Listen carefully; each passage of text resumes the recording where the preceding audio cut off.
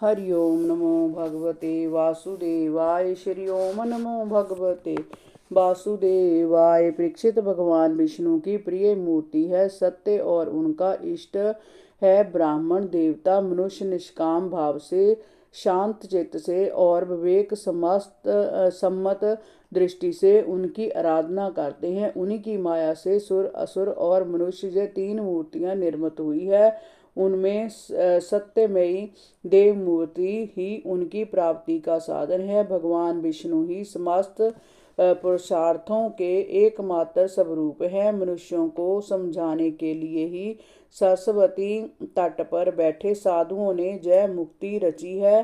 पुरुषोत्तम भगवान विष्णु के चरण कमलों का आश्रय लेकर उनके परम पद को प्राप्त किया जा सकता है। उनका यश जन्म मृत्यु के भय को नष्ट करने वाला है। उनकी लीलाओं का जो नित्य श्रवण कीर्तन करता है वह संसार के बीहड़ पथों पर नहीं भटकता। परीक्षित, एक दिन की बात है, द्वारकापुरी में किसी ब्राह्मणी ने एक पुत्र को जन्म दिया, किंतु जन्म के कुछ पलों बाद ही उसकी मृत्यु हो गई। ब्राह्मण ने अपने मृत बालक के शव को उठाया और राजमहल के द्वार पर उसे रखकर बोला, मुझे आज इस बात में कोई संदेह नहीं लग रहा है कि ब्राह्मण द्रोही धृत कृपण और बिलासी राजा के कर्म दोष से ही मेरे बालक की मृत्यु हुई है। ऐसा कहकर वह विलाप करने लगा। वह आगे बोला, जो राजा हिंसा में विश्वास रखता है, दुष्ट और इंद्रियां लोलुप होता है, उसे राजा मानकर उसकी सेवा करने वाली प्रजा दरिद्र होकर अनेक दुखों को निरंतर भोगती है। उसे संकटों का लगातार सामना करना पड़ता है। परीक्षित, उस ब्राह्मण के घर में एक एक करके 9 बालकों ने जन्म लिया, परंतु वे सभी जन्म के बाद मर गए। वह ब्राह्मण उन सभी को राजमहल के द्वार पर डाल देता था।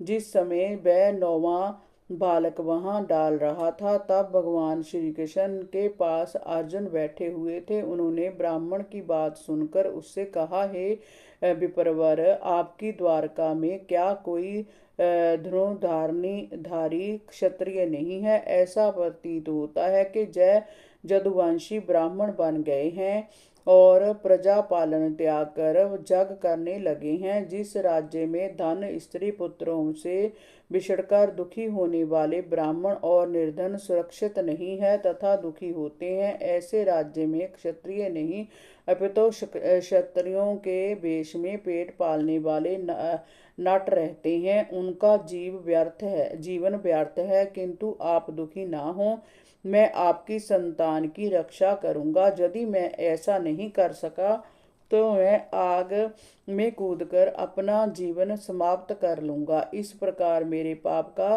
प्रायश्चित भी हो जाएगा। अर्जुन की बात सुनकर ब्राह्मण बोला, अर्जुन, मूर्खता की बात मत करो।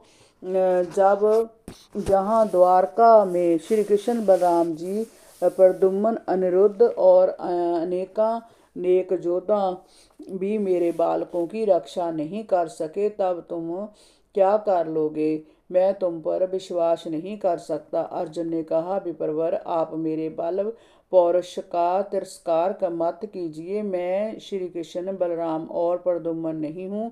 मेरा जय धनुष गांडीव जगत विख्यात है। मैं अपने पराक्रम से भगवान शंकर को भी प्रसन्न कर चुका हूँ। मैं अधिक कुछ नहीं कह सकता। युद्ध में मैं साक्षात धर्मराज को भी जीतकर आपकी संतान ला सकता हूँ। परीक्षित, जब अर्जुन ने इस प्रकार अपनी बड़ाई की तो वह ब्राह्मण प्रसन्न होता हुआ अपने घर लौट गया। जब उसकी पत्नी को 10वीं बार प्रसव पीड़ा हुई तो वह ब्राह्मण अर्जुन के पास आकर बोला, हे अर्जुन, इस बार तुम मेरे पुत्र को मृत्यु से बचा लो। जय सुनकर अर्जुन भगवान शंकर का स्मरण कर गांडीव उठाकर तैयार हो गया। अर्जुन ने बाणों को मंत्रों द्वारा पूरी तरह अभिमंत्रित करके सूतका ग्रह को चारों ओर से घेर लिया। उसने अपने बाणों से सूतका ग्रह के ऊपर एक पिंजरा सा बना दिया। परंतु प्रसव के उपरांत वह बालक कुछ देर रोने के उपरांत सशरीर आकाश में लुप्त हो गया। अब ब्राह्मण ने अर्जुन को बहुत भला बुरा जो मुंह में आया कहा। वह बोला, मेरी मूर्खता तो देखो, मैंने इस नपुंसक पर विश्वास कर लिया जिसे भगवान श्री कृष्ण बलराम जी नहीं बचा सके, उसे जय दम्भी कैसे बचा सकता है। धिक्कार है ऐसे झूठे क्षत्रियों पर, इसे क्षत्रिय कहलाने का कोई अधिकार नहीं है। ब्राह्मण की तीखी बातें सुनकर अर्जुन जोग बल से जमलोक पहुंचा, परंतु वह बालक वहां नहीं मिला। इसी प्रकार वह तीनों लोकों में भटकता फिरा, पर उसे बालक नहीं मिला। तब वह हार कर वापस आया और चिंता त्याग करके आग में कूदने के लिए चिता तैयार करके आग में कूदने के लिए तैयार हो गया। तभी भगवान कृष्ण ने उसकी बांह पकड़ ली और कहा, अर्जुन तुम अपना इस प्रकार तिरस्कार मत करो, चलो मैं अभी उसके सभी बालकों को वापस लाई देता हूँ, तुम अभी जहाँ से चलो। ऐसा कहकर भगवान श्री कृष्ण ने अर्जुन को समझा बुझाकर अपने दिव्य रथ पर सवार कराया और रथ को पश्चिम दिशा की ओर तीव्र गति से बढ़ाया। उन्होंने 7 द्वीप और 7 समुद्र पार करके घोर अंधकार में प्रवेश किया। अंधेरा इतना घना था कि रथ के जुड़े शैव्य सगरीब मेघ पुष्प और बलहक नाम के चारों घोड़े अपना मार्ग भूलकर इधर उधर भटकने लगे। हरि ओम नमो भगवते वासुदेवाय। श्री ओम नमो भगवते वासुदेवाय।